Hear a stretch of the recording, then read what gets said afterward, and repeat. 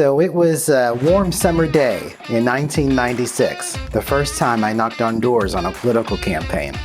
I was out with a friend of mine. I think we were in Huntington, West Virginia at the time. How I ended up knocking on doors is something I don't exactly remember, but there may have been a girl involved. But anyway, so I'm out knocking on doors, and I had the first door, nobody was there. And I remember how nervous we were. We were 16, we didn't know anything about talking to voters or doing anything like this. So we knocked on the second door, nobody was there. Finally, we get to the third door. I go up and I knock, and my friend Chris was there. He was kind of at a little bit of a distance. And then I heard a barking dog and what sounded like a very angry woman coming to the door. God damn it, who's at the effing door, that kind of thing. And so she opens up the door, and there's a woman standing there with hair curlers in her hair. She's got on a robe. She's got on these house slippers. It's kind of funny. And she's got a cigarette hanging out of her mouth. She's a little older, or at least looked old compared to me at 16. And she's like, "What the hell do you want?" And I remember that feeling of total fright from head to toe. And I was like, I'm with the Republicans, and we're knocking on doors and I think we were helping out in the local mayor's race or something like that. But I remember I never really forgot how I felt that first time that somebody actually answered the door and scared the shit out of me.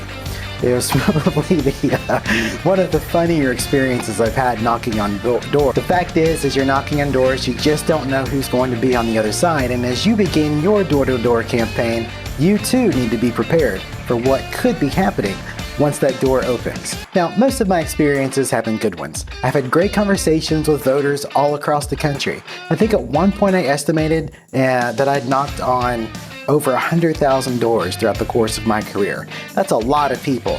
So as you prepare to go knock on doors, you may be a little nervous. You may have a bit of trepidation about the idea of going up to strangers' houses and asking them for their votes. But this is one of the bravest and most important things you can do as a candidate for office. We need people engaged in our community and having conversations with our voters. It's also an excellent campaign strategy. 4/5 of people who you talk to are gonna go vote. And most of those will probably even go to vote because they like you, not because they hate your guts. But there will be a few who are highly motivated to go out and support your campaign just because you had a conversation with them. And at least once a day, you're gonna have somebody who just doesn't disagree with you. And you're going to have to be prepared for that. Sometimes they'll disagree politely, and sometimes they'll tell you to go fuck yourself. So either way, you gotta be cool, you gotta be ready. Whose door you knock on should depend on the kind of research that you've put together and voters that you've targeted. Now, if I've just said two things, you have no idea what I'm talking about, there's another video where we will go into this further. But for the most part, you should identify your targets through research. And if you're on a smaller campaign and you don't have that research, you can go ahead and knock on the doors of those who are registered to your political party. And that's going to be a good place to start in trying to build support for the campaign. Knocking on doors is also an excellent way to verify your research. If you have done polling data, once you get to talking to your voters, you can confirm the information that you've gotten. I think this is really important because if there's a local issue that just wasn't on your radar, you're going to find out about it pretty quickly if the first 20 doors you knock on, people tell you that they're upset about it.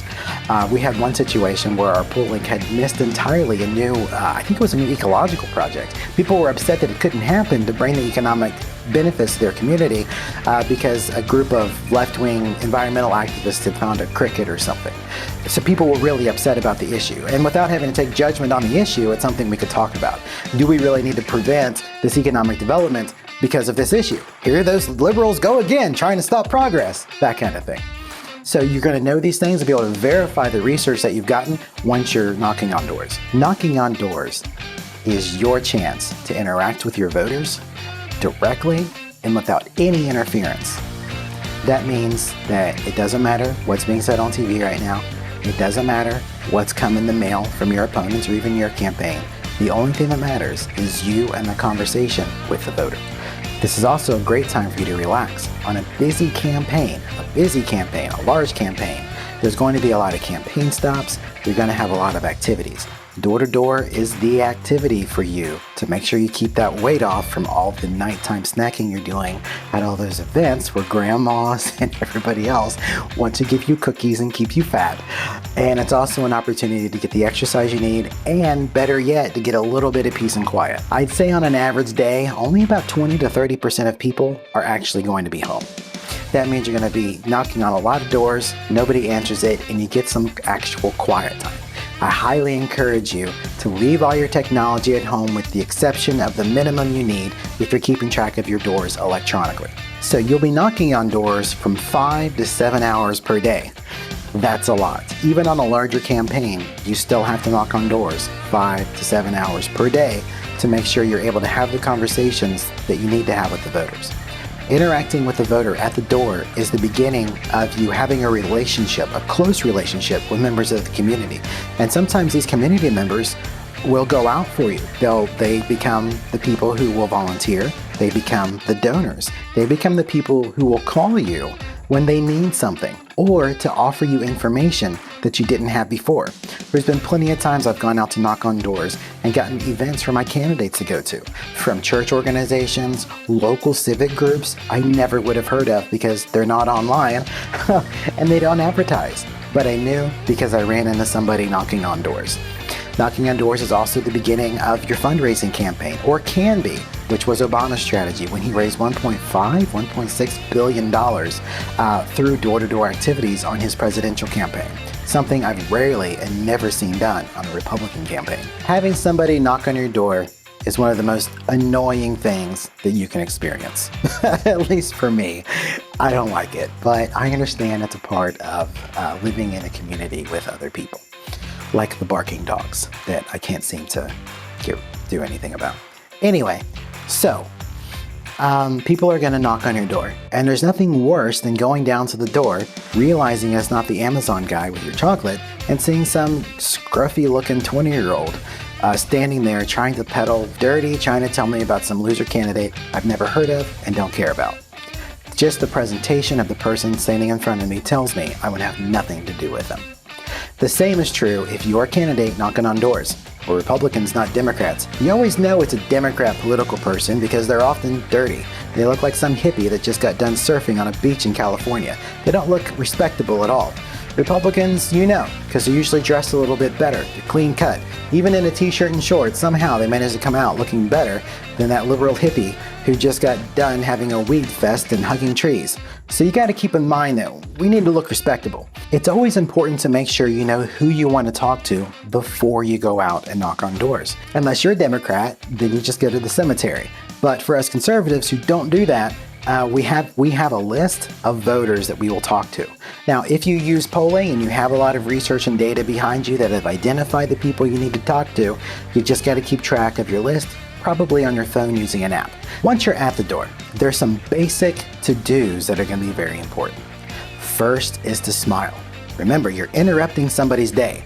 You're not some dirty hippie standing there smelling like reefer. You're a Republican, a decent person. And you have to present yourself in a positive way, and that begins with a good smile. You've knocked on their door, you've got a smile on your face. Sometimes they'll peer out the blinds or look at you suspiciously. You just gotta wave and announce who you are. Sometimes they'll hear who you are and they will tell you to go fuck yourself. Go away. But most of the time, when they hear that you're a candidate running for office and you've knocked on their door, they'll gladly open their door and have a conversation with you. This is something that's very important because a lot of voters don't actually get to talk to their candidates. When was the last time you talked to a political candidate? When was the last time someone knocked on your door? I've lived in this house for 5 years, and not once has a candidate knocked on my door. Not once. Not once as a candidate. I hope I haven't jinxed myself, but that's the situation we're in. So first you've smiled. You've introduced yourself, either waving at them through the window or because they opened the door and greeted you. Usually it's going to be a hi, how are you? Or hi, what can I do for you? Or it'll be the friendly, what do you want? So introduce yourself quickly. They've said their piece. Now you've handed them your flyer, which should be well done, simple, with what you stand for on it, right? Then you're going to talk to them about the issues that they care about, because it's about them, not you. I had this candidate and he loved to talk, would not shut up. He would talk and talk and talk. And we were at the door, and he just kept talking and talking and talking and talking and talking. And finally, the person at the door says, "Are you just here to talk, or you want to know what I think?" And I remember he's just like, and he just kept talking. He didn't get it. And that's a lesson I hope you'll learn now. You're there to listen, not to talk. They know what you stand for. You hand them a flyer. You'll listen to what they think. Then you'll talk to them about those issues. Then you'll go into what you care about. And you'll go into it with passion and conviction. You also want to remember to be safe. I've actually had a candidate get attacked by a dog. I had a volunteer who saw a kid in a Trump hat and opened the door and kicked him off the porch. The police were involved and other things. So you just need to be careful. If you see a house and you have a bad feeling about it, just don't knock on it. You've got 1,000 more to hit, okay? Be careful going in the fenced-in areas until you've seen whether there's a dog in there waiting under a bush. After my candidate got bit by a dog, I carry doggy treats with me just in case. It's a little funny. I was in Virginia, and in Northern Virginia, you know, that part of Virginia with all the liberals, we were knocking on doors, and I thought a dog was going to eat me, so I threw one of my dog treats out to it, and I got yelled at viciously by some person who was upset that the dog treat was not organic. The kinds of voters that we have to deal with now are very different than the voters that we got started with, that I got started with, 20 years ago. I don't know. So some other things to keep an eye out for is just remember that you have to be ready for people to hate your guts. Wow. There will be people who you knock on their door, maybe it was a mistake, maybe they're mad about the election, they'll scream, politicians are evil, the Republicans are a demon spawn, and they will get angry and they will yell. That doesn't happen very often, but you need to be prepared. Always be prepared, just in case something negative happens. If you're a black candidate or a black volunteer, I always advise black team members to be paired up with somebody white. In smaller towns, this isn't really an issue, but when you're in the suburbs of a larger city, we find that they get the police called on them like crazy. It's really bad. I never send out a black candidate to knock on doors unless they've got a white person with them. It decreases the possibility that they get the police called on them, and having that white person there with them in a predominantly white neighborhood, I just think makes it go a lot easier. I especially would never send black volunteers out by themselves to knock on doors in a group, because that group will get the police called on them and it will be problematic. We've had to pick up black volunteers, even black 20-year-old kids who were knocking on doors with the candidate's name on them and flyers in their hands. The police will still arrest them, and they'll still try to prosecute them, and they'll still take them to jail. So this is something you need to be aware of. If you've got minorities on your campaign, you got to pair them up with somebody white. That's just the way the world works. So that's just the way it works. And don't be embarrassed about doing it because it's a safety thing. You want them to be safe, and when they're out knocking on doors, the biggest danger they're in is somebody calling the police, and the police show up, and now there's a thing. This happens on any time I've ever been in a situation where I've had to deal with black or Hispanic staff or volunteers knocking on doors. This has been an issue. In fact, there was one incident up in the Cleveland area. I was knocking on doors with a candidate up there. We were knocking on doors with the Speaker of the House a couple summers ago. All the whites, they were all there. Everything's going great. They've got to go on to help out the next campaign. I'm standing there with a black candidate and 2 black volunteers, and I said, guys, we got to stop. We're going to call the police on us. Of course they said, no, we're fine. 10 minutes later, we were all being stopped by the police, even the candidate. So this is just the reality of the situation, and you need to be aware of it, because if you're a white candidate, we've got way more minorities getting involved and volunteering on Republican campaigns, more than ever before. And this is great for our party, but that also means you need to be aware when we're sending people out to knock on doors in the suburbs that there might be a problem. You don't have to really worry about it in small towns, small rural communities. They're fine. Most of the racists are in the city.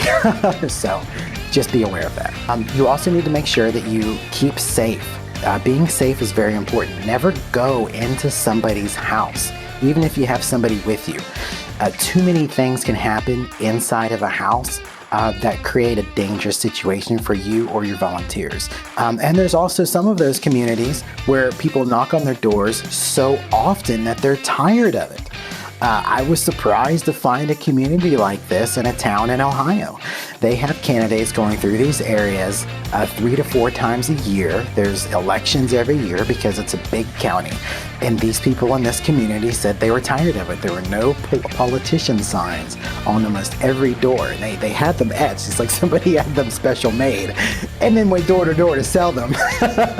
You know, and that was amazing to see. But these things happen, and that's important to keep in mind.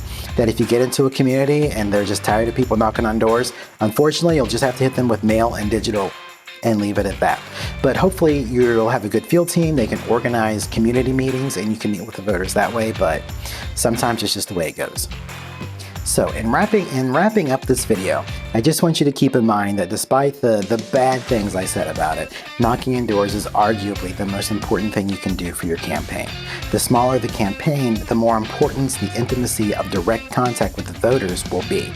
People don't actually expect a congressional candidate or a Senate candidate to knock on their doors. And oftentimes in these incredibly large districts, it's just almost impossible to go out and knock on doors every day, especially when you've got a series of civic and community groups that you need to meet with instead.